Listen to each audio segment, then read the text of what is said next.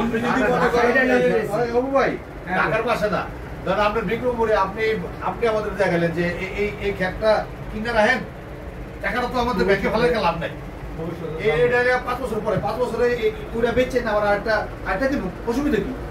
আপনি যে কোনো জায়গায় ইনভেস্ট করবেন, ইনভেস্ট করতে হতো আমার টাকা ল্যান্ডে করেন, অন্য যেখানেই করেন। আমি একটু কথা বলতে পারি? বলেন ভাই। আমাকে কি যে বছর পূর্তি উপলক্ষে কোনো অনুষ্ঠান করবেন, কোনো একটা মিটিং থাকবো?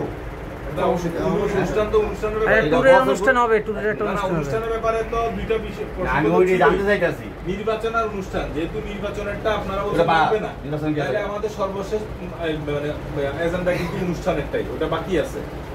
বছর প্রতি যেহেতু বছর প্রতি উপলক্ষে আপনার একটা টাকা এমান করবেন, ওটা বছর প্রতি অনুষ্ঠানে ওটা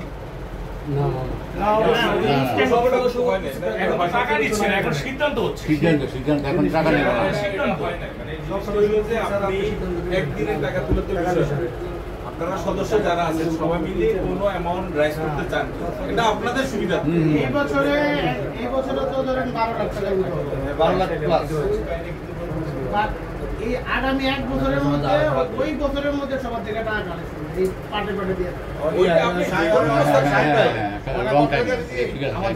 আমাদের মোটামুটি একটা 10 লাখ কিন্তু খারাপ, 12 লাখ কিন্তু খারাপ হয় মনে, 12 লাখ টাকা মোটামুটি একটা টাকা। 12 লাখ টাকা আমরা কিছুই বলি না, আমার 12 লাখ টাকা অনেক কিছু।